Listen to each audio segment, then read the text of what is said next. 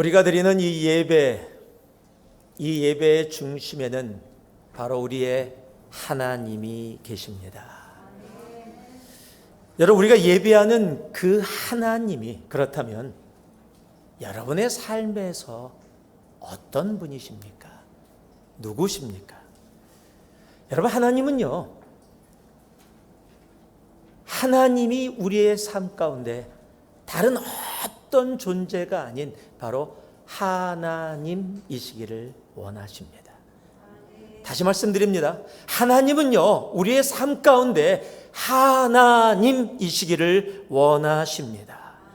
오늘 우리가 함께 읽은 본문이 그것을 우리들에게 아주 클리어하게 말씀하고 계십니다. 14절을 보니까요, 온 천하에 나와 같은 자가 없음을 내게 알게 하리라. 16절을 보니까요, 내 이름을 온 천하에 전파되게 하려 함이라 라고 말씀하고 있습니다. 즉 하나님이 이 세상에 우리의 삶에 하나님 되심을 하나님은 원하고 계십니다. 그런데 문제가 있습니다. 애국과 바로 그리고 지금을 살아가는 우리들의 삶 가운데 우리가 하나님을 잊고 살아가고 있다는 겁니다. 아니, 하나님을 잊고 살아가는 삶뿐만 아니라 바로 우리의 삶 가운데 하나님이 아닐 때가 너무도 많이 있다는 겁니다. 이 땅을 살아가는 우리의 삶, 어떨 때는 예배를 드리고 있다는 우리의 삶도 그렇게 애국과 바로와 다르지 않을 때가 많이 있습니다. 나의 입술로는 하나님을 말하면서 정작 나의 삶에서는 하나님을 찾기가 결코 쉽지 않을 때가 많습니다. 주일 예배 드릴 때만 하나님을 기억하고 평상시에 나의 삶에는 하나님은 온데간데 없습니다.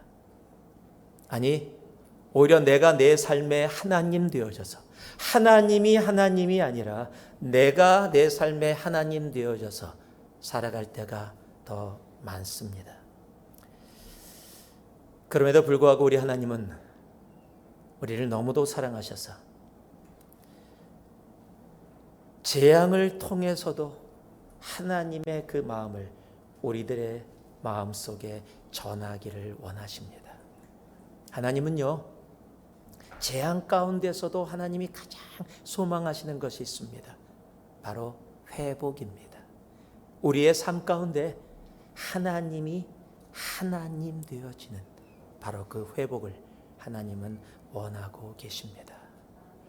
우리가 이 10가지 재앙을 돌아보면서 여러분, 다른 것이 아니라 하나님의 그 뜻과 마음을 알아가면 알아갈수록 내 삶 속에 하나님이 하나님 되시는 삶이 우리들 가운데 나타나는 그런 우리 새누리 공동체, 그리고 오늘 예배를 드리는 모든 분 되기를 주님의 이름으로 축복합니다. 지난주까지 저희들이 6개의 재앙에 담겨있는 하나님의 마음을 우리들이 배웠습니다. 오늘 7번째부터 9번째까지 재앙을 통해서 다시 하나님의 마음을 알아가기를 원합니다. 그럼 바로 여러분 머릿속에 생각하고 계시죠? 10번째는요, 그 10번째는 따로 띄어서 그럼 5개가 아니요, 그래서 제목은 바꿔서 제가 약속했으니까 우째 이런 일은 4번으로 마무리하고 10번째 것은 다음 주하고 다다음 주하고 연결되어져서 여러분들과 함께 다시 나누도록 하겠습니다. 피계, 이파, 악독, 우매, 흑장 중에서 피계, 이파, 악독까지 했고요. 이제 오늘 우박의 재앙입니다. 7번째 재앙은 우박의 재앙입니다. 출애굽기 9장 18절에서 21절까지 말씀을 제가 읽어드리겠습니다. 내일 이맘때면 내가 무거운 우박을 내리리니 애굽 나라가 세워진 그날로부터 지금까지 그와 같은 일이 없었더라. 이제 사람을 보내어 내 가축과 내 들에 있는 것을 다 모으라. 사람이나 짐승이나 무릇 들에 있어서 집에 돌아오지 않는 것들에게는 우박이 그 위에 내리리니 그것들이 죽으리라 하셨다 하라 하시니라. 바로의 신하 중에 여호와의 말씀을 두려워하는 자들은 그 종들과 가축을 집으로 피하여 들였으나 여호와의 말씀을 마음에 두지 아니하는 사람은 그의 종들과 가축을 들에 그대로 두었더라. 여러분, 일곱 번째 재앙이 내리기 전에 하나님이 지금 애굽과 이스라엘 백성들에게 무엇을 이야기하고 있냐면요, 이 재앙이 내릴 건데 재앙을 피할 수 있는 길을 제시해 주고 계세요. 우박이 내리게 될 것인데, 이 지역에 내리게 될 것인데, 너희들이 지금 내 말을 듣고 짐승이나 사람을 집으로 피하면 살 것이고 들에 놔두면 피해를 입고 죽게 될 것이다 라고 이야기하는 거예요. 즉 하나님은 이 우박의 재앙을 통해서 피할 길을 사람들에게, 이분 애굽 사람들에게까지도 그 피할 길을 알려주고 계시다는 거예요. 즉 쉽게 이야기하면요, 하나님의 말씀을 그대로 받아들여서 믿으면 살고 믿지 않으면 죽게 되어진다라고 말씀하고 있는 겁니다. 그런데요, 재미있는 사실은 우리가 함께 읽은 출애굽기 9장 20절에서 21절 말씀에 그 하나님의 말씀에 대해서 두 가지로 반응하는 사람들이 기록되어져 있어요. 20절은 바로의 신하 중에 여호와의 말씀을 두려워하는 자들이 있고요. 그래서 종들과 가축들을 집으로 대피시킨 사람들이 있는 반면에 여호와의 말씀을 마음에 두지 아니한 사람들, 그래서 가축과 종들을 들에 그냥 놔둔 사람들의 두 종류의 사람이 나옵니다. 하나님의 말씀을 두려워했다라는 것은 하나님의 말씀을 경외했고 그 말씀을 그대로 믿고서 그대로 행했다라는 겁니다. 그들은 살았습니다. 그런데 두 번째 종류의 사람이 있습니다. 하나님의 말씀을 마음에 두지 않았다. NIV 번역은 이렇게 합니다. Those who ignore the word of the Lord. 하나님의, 주님의 말씀을 무시했다라고 이렇게 했어요. 즉 주님의 말씀을 무시한 사람, 믿지 않은 사람들의 그 결과는 출애굽기 9장 24절 25절에 뭐라고 얘기하고 있습니까? 우박이 내린가 불덩이가 우박에 섞여 내림이 심히 맹렬하니 나라가 생긴 그때로부터 애굽 온 땅에 그와 같은 일이 없었더라. 수많은 피해와 죽음을 입게 되어집니다. 여러분, 믿으면 살고 믿지 않으면 죽습니다. 자, 한번 따라해 보실래요? 믿으면 산다. 예, 믿으면 삽니다. 무엇을요? 하나님의 말씀을. 여러분, 하나님의 말씀을 믿으면 삽니다. 여러분, 우리 인간의 역사 가운데요, 하나님의 말씀을 믿으면 살고 믿지 않으면 죽은 것이 너무도 많이 나타나고요. 성경의 역사에서도 분명히 얘기해 줍니다. 그 대표적인 것이 바로 노아의 홍수입니다. 노아를 통해서 세상에 하나님이 말씀하셨어요. 방주 안에만 구원이 있고 생명이 있다고 얘기했습니다. 근데 사람들은요, 그것을 비웃었어요. 비가 온다고? 비가 뭔데? 우리 조상 대대로 비라는 것을 본 적이 없어. 더군다나 배를 만드는데 강가나 바닷가에 만들어야지 산 중턱에다 만들고 물이 거기까지 올라온다고? 나는 내가 평생 살았지만 나는 그런 거 경험해 본 적도 들은 적도 없어. 이것은 너무 비상식적이야 라고 이야기합니다. 자신의 경험과 자신의 상식으로, 세상의 상식으로 살았던 사람들의 결말을 성경은 이렇게 창세기 9장 21절에 보니까요, 땅 위에 움직이는 생물이 다 죽었으니 곧 새와 가축과 들짐승과 땅에 기는 모든 것과 모든 사람이라. 육지에서 그 코에 생명의 기운의 숨이 있는 것은 다 죽었더라. 믿지 않은 사람들은 다 죽었습니다. 그런데 믿은 노아의 가족은 바로 다음 절인 23절에 노아와 그와 함께 방주에 있던 자들만 남았더라. 여러분, 믿으면 삽니다. 여러분, 노아의 때나 출애굽 때나 지금이나 하나님의 말씀을, 하나님의 말씀 그대로 믿는 자는 삽니다. 요한복음 14장 6절은 하나님의 말씀 우리들에게 분명히 살 길을 이야기해 줍니다. 예수께서 이르시되 내가 곧 길이요 진리요 생명이니 나로 말미암지 않고는 아버지께로 올 자가 없느니라. 예수 그리스도가 아니시면 살 길은 없다. 예수 그리스도만이 우리의 살 길이다라고 분명히 말씀해 주고 있는 것입니다. 여러분, 우리에게 다른 살 길은 없습니다. 여러분, 세상의 것으로, 과학으로, 상식으로, 경험으로 우리가 살아갈 수 있는 것이 아닙니다. 우리의 살 길은 바로 예수 그리스도뿐입니다. 참 믿음이 없는 시대를 살아가고 있습니다. 하나님의 말씀보다, 아니요, 예수를 모르는 사람들을 이야기하고 있는 것이 아니에요. 예수를 믿는다고, 예수 그리스도를 믿는다고 하는 교회에 다니는 사람들조차 하나님의 말씀보다 돈을, 세상의 상식을, 세상의 과학을 더 신뢰하며 살아가게 되어지는, 세상의 방식을 더 신뢰하는, 여러분, 그런 시대를 살아가고 있습니다. 바로 며칠 전에 신문에 났습니다. 한국에서 청년들을 대상으로 물었습니다. 그래서 청년들이 이런 대답을 해요. 성경에 적힌 대로 살아가면 세상에서 결코 성공할 수 없다. 여러분, 세상에서의 성공, 돈 많이 벌고 높아지고 명예 갖고 그런 성공을 바란다면, 성경에 적혀 있는 대로 살아가면 그렇게 되지 못할 겁니다. 그러나 성경에서 이야기하는 진정한 성공, 그 성공을 바라고 살아간다면, 그리고 하나님의 뜻이 그곳에 있다면, 여러분, 성경대로 살아가는 길이 우리들이 살 길임을 우리는 기억할 수 있어야 합니다. 지난주에도 말씀드렸던 성경 구절이죠. 로마서 1장 17절. 오직 의인은 무엇으로 산다고요? 믿음으로 말미암아 살리라. 무엇을 믿는 믿음입니까? 하나님의 말씀을, 예수 그리스도를 믿는 그 믿음으로 말미암아 살게 되어집니다. 믿음입니다. 하나님은 지금도 바로 성경에서 말씀하고 있는 이 믿음을 보기를 원합니다.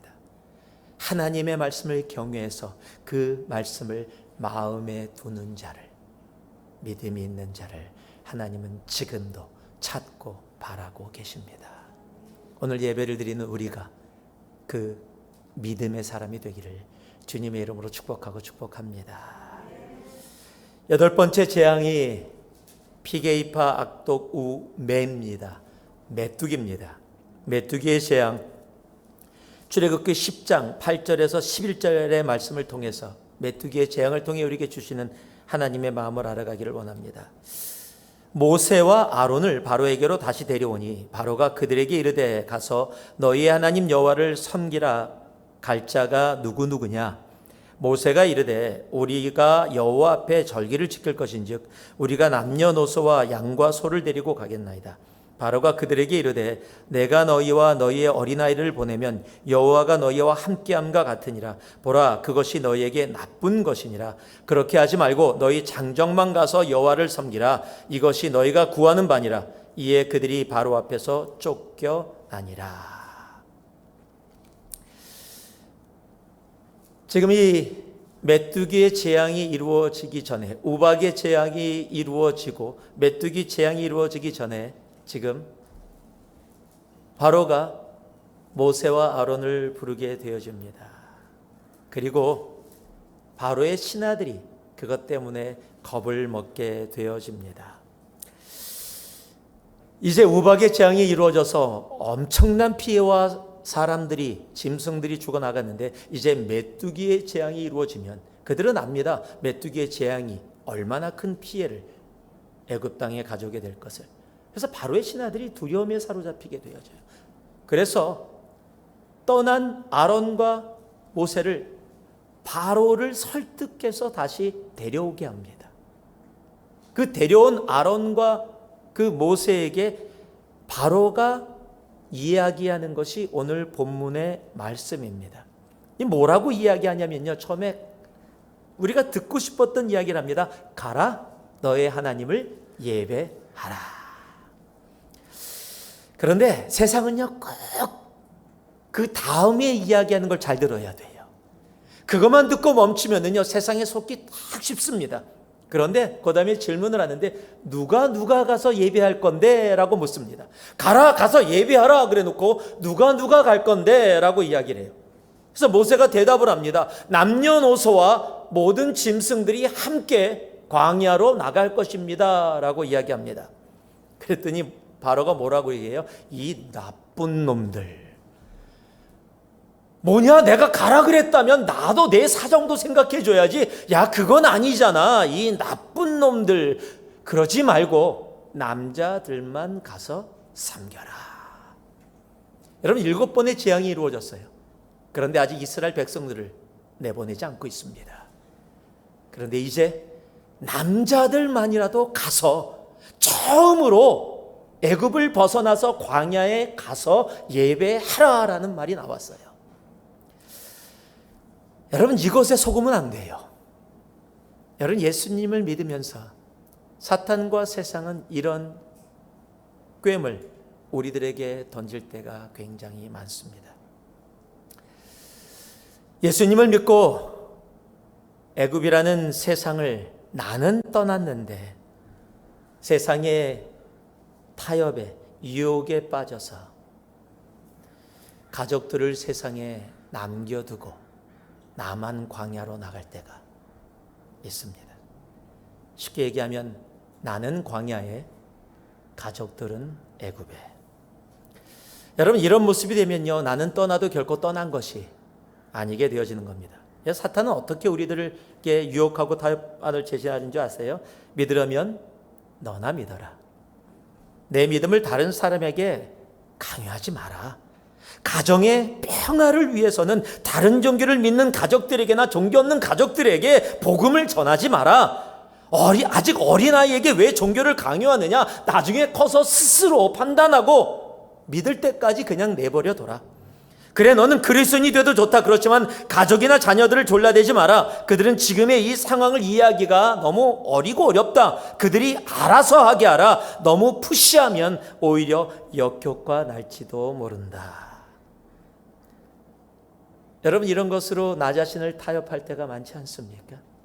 언젠가는 내가 믿으니까, 내가 광야에 나와 있으니까, 애굽에 있는 나의 가족들 언젠가는, 지금 내 자녀들 공부할 때니까, 아직 어리니까, 지금 사춘기 때니까 역효과 날까 봐 좀 기다리지 뭐, 놔두지 뭐. 나는 광야에 나가서 하나님을 예배하면서 가족들은 내가 그들을 너무 사랑한다고 하면서 그냥 애굽 땅에 놔두는, 나도 모르는 사이에 삶의 타협을 하며 살아가는 우리들의 삶. 그런데 성경이 뭐라고 얘기하는지 아십니까? 성경은 전혀 그렇게 얘기하지 않습니다. 디모데후서 4장 2절을 보니까요, 너는 말씀을 전파하라. 때를 얻든지 못 얻든지 항상 힘쓰라. 범사에 오래 참음과 가르침으로 경책하며 경계하며 권하라. 성경은 분명하게 이야기합니다. 세상과 타협하지 말고 복음을 분명하게 전하라라고 말씀하고 있는 겁니다. 문제 더 만들지 않기 위해 나라도 빨리 나가자, 이런 기회 없을 거야. 그리고 내가 먼저 나가서 자리 잡고 나중에 우리 가족들 데리러 오면 되지 않겠어? 그렇습니까? 아닙니다. 만약 그렇게 이스라엘의 남자들이 타협하고 애굽으로 나갔다면, 상황과 타협했다면 출애굽은 존재하지 않게 되었을 것입니다. 여러분, 세상과 타협으로 하나님의 뜻을 이룰 수는 없습니다. 여러분, 모세처럼 아론처럼 쫓겨나더라도 타협하지 않고 믿음으로 나아갈 때, 여러분, 온 남녀노소가, 그리고 자신의 소유로 하나님께 드려졌던 모든 짐승까지도 출애굽에 다 참여하게 되어지는 겁니다. 여러분, 세상이 나에게 손 내미는 그 타협안을 잡지 마세요. 여러분, 세상과 타협하지 마세요. 하나님의 말씀을 붙잡으세요. 지금 아무것도 이루어지지 않는 것처럼 느껴도, 하나님이 7번의 재앙을 내리셨는데도 세상에 꿈쩍 안 하고 내 삶에 아무 변화가 없이 나는 아직도 이스라엘의 노예로 살아가고 있는 것처럼 보여진다 할지라도, 하나님의 약속은 하나님이 이루어 주십니다. 여러분, 세상이 내미는 그 타협안을 손잡지 마세요. 속지 마세요. 끝까지 하나님의 약속 붙잡고 믿음의 걸음 걸어갈 수 있는 우리 모두가 되기를 주님의 이름으로 축복하고 축복합니다. 오늘의 마지막 9번째 재앙이 흑암의 재앙입니다. 이 흑암의 재앙을 통해서 하나님이 우리에게 알게 하시는 것이 있습니다. 한번 따라해 주시기 바랍니다. 우리는 빛의 자녀이다. 자, 그 말씀을 우리가 출애굽기 10장 21절에서 23절인데요. 우리가 한 목소리로 같이 봉독하겠습니다. 자, 함께 봉독합니다. 여호와께서 모세에게 이르시되 하늘을 향하여 내 손을 내밀어 애굽 땅 위에 흑암이 있게 하라. 곧 더듬을 만한 흑암이니라. 모세가 하늘을 향하여 손을 내밀매 캄캄한 흑암이 3일 동안 애굽 온 땅에 있어서 그동안은 사람들이 서로 볼 수 없으며 자기 처소에서 일어나는 자가 없으되 온 이스라엘 자손들이 거주하는 곳에는 빛이 있었더라. 아멘. 애굽에 신이 굉장히 많았다고 여러분께 말씀을 드렸어요. 그런데 애굽의 신 중에서 가장 중요한 신, 가장 강력한 신을 하나 꼽으라고 한다면 태양신을 꼽게 될 겁니다. 이 태양의 신이 너무 중요해서 태양의 신의 종류만 무려 4가지 종류가 있을 정도로 애굽 땅의 태양신은 굉장히 중요하고 강력한 신이었습니다. 그 4종류의 신 중에서도 가장 강력한 신이 있는데, 즉 태양의 신의 대표 그리고 창조의 신이라고 불려지는 애굽의 신의 이름이 라라는 신입니다. 이 라라는 신이 바로 페로우에 이 같이 담겨 있어서 바로는 바로 이 라 신, 태양의 신, 창조의 신의 자손이다라고 해서 자신도 그렇게 태양의 신의 자손으로 온 애굽이 왕을 왕이 아니라 신으로 숭배하는 것이 바로 애굽이었습니다. 그런데 그 태양의 신, 그 태양이 갑자기 사라진 겁니다. 그 태양을 통해서 누리던 빛이 사라져버린 겁니다. 자신들이 그렇게 믿었던 애굽을 강력하게 보호하고 함께했다는 태양신, 그 빛이 하나님 앞에서 다 사라져 버리게 된 것입니다. 그것도 하루 이틀이 아니라 무려 사흘 동안 더듬을 만한 흑암이 나는 것은 앞을 한치도 볼 수 없었어. 자신의 처소에서 두려워서 밖으로 나아갈 수 없을 정도로 아주 칠흑 같은 흑암이 그들의 삶에 임하게 된 겁니다. 다급해졌습니다. 바로가 온 애굽이 다급해졌습니다. 모세를 다시 불러서 세상은요, 자신이 불리하다고 느껴지면 언제나 타협안을 제시합니다. 여기서도 다시 타협안을 제시하게 됩니다. 누구누구 갈 거냐? 남자만 가라, 그렇게 얘기했잖아요. 근데 흑암의 재앙이 내리고 났더니 다 가랍니다. 남녀노소 다 가랍니다. 할렐루야. 그런데 여러분, 세상은요 그렇게 만만치가 않아요. 타협안입니다. 거기에는 꿍꿍이 속이 있다라는 거예요. 그러면서 뭐라고 얘기하냐면요, 다 가라, 남녀노소 다 광야에 가서 하나님 예배하라. 그런데 짐승들은 놓고 가라. 야, 그 상황에서도요 짐승을 놓고 가랍니다. 포기하지 않습니다. 여러분, 여기에서 세상이 우리들을 유혹하는, 끝까지 붙잡고 있는 한 가지가 있어요. 그게 뭐예요? 경제적인 것입니다. 물질이에요. 경제적인 것을 놓고 가게 되어지면 결국 다시 돌아올 수밖에 없다. 여러분, 세상은 그걸 알아요. 예배드리러 남녀노소가 광야 다 나갔는데 거기서 어떻게 먹고 살아요? 그 사막에서. 그러니까 모든 경제적인 것이 애굽에 있으면 다시 어쩔 수 없이 애굽으로 돌아올 수밖에 없게 되어지는 거죠. 여러분, 세상은 그것을 압니다. 여러분, 그때나 지금이나 동일합니다. 우리는 물질에 무진장 약해요. 난 하나님을 경배합니다 그러면서도 물질에 딱 와서는 다시 애굽 땅으로 돌아가는 참으로 어리석은 삶을 우리들이 자주 삽니다. 여러분, 신약 예수님의 시대에도 그것을 주님께서 말씀해 주신 다시 부자 청년을 오늘 이 말씀 가운데 리콜합니다. 여러분, 영생을 원했습니다. 신앙 있는 사람입니다.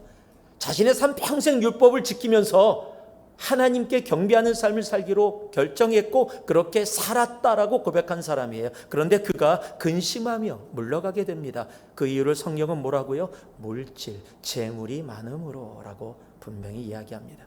여러분, 이 이야기가 꼭 성경에 나오는 부자 청년만의 이야기입니까?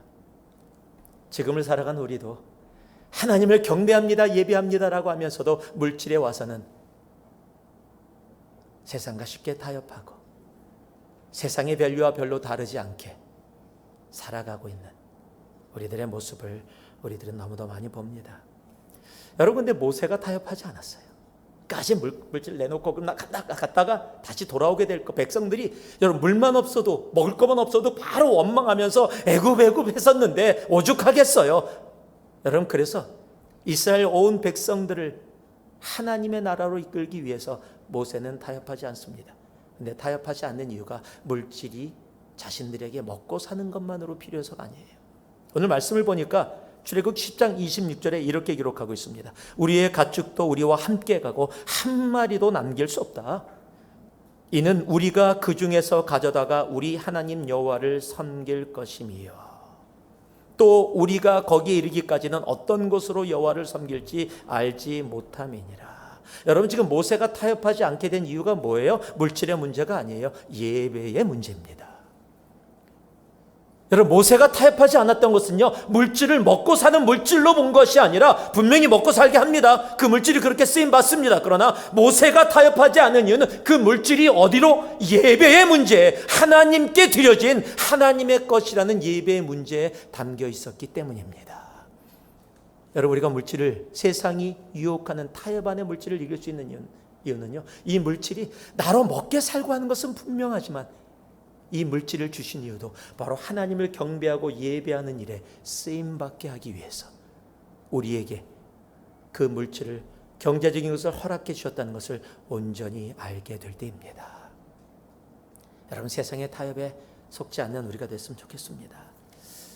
이 흑암의 재앙이 일었을 때요, 지금까지 그래도 바로가 내놓은 타협안 중에 가장 정말 그럴듯한 타협안을 바로가 내놓게 되어집니다.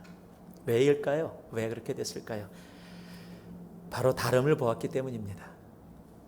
온 세상이 어둠, 애굽이 어둠에 다 덮였는데 이스라엘 백성들이 있는 그곳에는 어둠이 없고 빛이 있었기 때문입니다.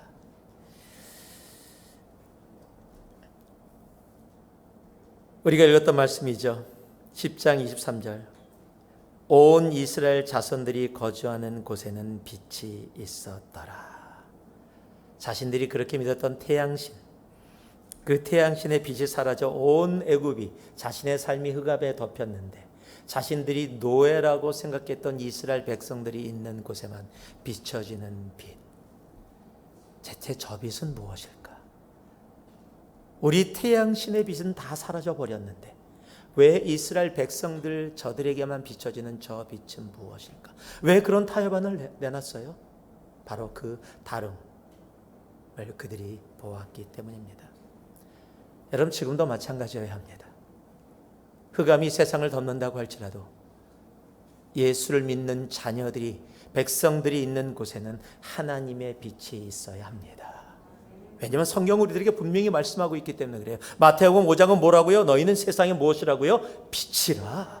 여러분, 에베소서 5장 8절도요. 너희가 전에는 어둠이었다. 예수를 믿기 전에는 어둠이었다. 그러나 이제는 주 안에서 빛이라 라고 분명하게 말씀하고 있습니다. 그리고 그 빛이라고 말씀하면서요, 한 말씀을 더하고 있는데, 그러기 때문에 빛의 자녀들처럼 행하라. Live as children of light. Live as children of light. 여러분, 빛이 있는 곳에 빛의 행함이 있습니다. 빛이 있는 곳에 빛의 삶이 있게 되어집니다. 스코틀랜드의 가난한 집에서 태어난 제임스 심슨이라는 분이 있었습니다. 가난하게 태어났지만 머리가 굉장히 똑똑했고 의대를 전공했습니다. 에딘버러 의과대학을 졸업하고 29살에 의과대학 교수가 되어졌습니다. 이 외과 교수가 외과 의사가 되어져서 사람들을 수술을 하게 되어졌는데 수술을 할 때마다 사람들이 너무 고통스러워하는 거예요. 그렇죠. 살을 베어야 되는데 아무리 낫기 위해서 하지만 그 고통은 분명히 있었습니다. 그들이 고통하는 모습을 보면서 어떻게 하면 저 고통을 줄여줄 수 있을까 고민하다가 하나님의 말씀을 묵상하다가 인사이트를 받게 됐는데 그것이 창세기 2장입니다. 창세기 2장에 이런 말씀이 기록되어 있어요. 여호와 하나님이 아담을 깊이 잠들게 하심에 잠들매 그가 그 갈빗대 하나를 취하고 살로 대신 채우시고 하나님이 아담에게 취하신 갈빗대로 여자를 만드시고 그를 아담에게 이끌어 오시니. 이 말씀을 읽다가 그래, 하나님처럼 하나님이 아담을 잠들게 하고 갈빗대를 빼셨는데 사람을 수술할 때 잠들게 하고 다시 깨울 수 있으면 수술 끝나면 이들이 그 수술할 때의 고통은 느끼지 않을 거 아닌가 연구를 시작했어요. 그러다가 드디어 1847년 연구 과정 가운데 클로로폼이라는 마취제를 발견하게 되었습니다. 그리고 빅토리아 왕후가 왕자를 분만할 때 이 마취약을 사용해서 정말로 분만을 성공함으로써 세상 사람들에게 알려지게 되어집니다. 그리고 말년에 대학에서 마지막 강의를 하는데 제자들이 이 교수님께 묻습니다. 선생님, 지금까지 선생님이 발견한 것 중에서 가장 큰 발견은 무엇입니까? 이 제자들이 묻는 이유는 다른 게 아니에요. 그 교수가 무엇을 발견해서 정말 이 수술에 엄청난 영향을, 좋은 영향을 끼쳤기 때문에 당연히 클로로폼의 발견이다라는 것을 생각하면서 그 질문을 던진 겁니다. 그런데 뜻밖의 대답이 그들에게 돌아옵니다. 나의 가장 위대한 발견은 내가 죄인이라는 것과 예수님이 나를 구원해 주신 구세주라는 사실이다. 여러분, 빛의 자녀, 빛의 삶에는, 빛의 자녀에는 빛의 삶이 있습니다. 여러분, 태양 앞에 촛불이 아무것도 아니듯이 예수 그리스도라는 빛을 온전히 깨닫고 알고 그 빛 안에서 살아가는 그 빛의 자녀들은 그러기에 빛의 삶이 그들의 삶 가운데 나타나게 되어지는 겁니다. 여러분, 온 세상이 어둠에 덮여도 우리는 빛의 자녀입니다. 그러기에 이 팬데믹이라는 어둠이 덮여서 비록 세상이 고통하고 힘들고 어려운 가운데 있다 할지라도 여러분, 우리는 빛의 자녀입니다.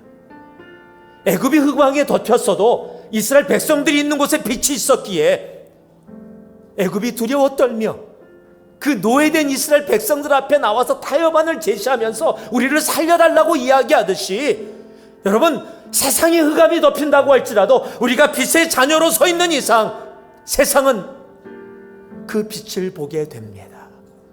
그리고 그 빛 앞에 나올 수밖에 없게 되어집니다.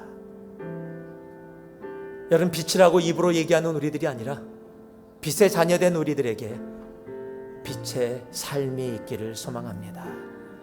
그러니 세상이 이 팬데믹으로 힘들고 어려워진 이 세상 가운데도 세상이 보여줄 수 없는 그 빛, 그 주님의 영광의 빛을 여러분을 통해 세상이 보기를 주님의 이름으로 축복하고 또 축복합니다.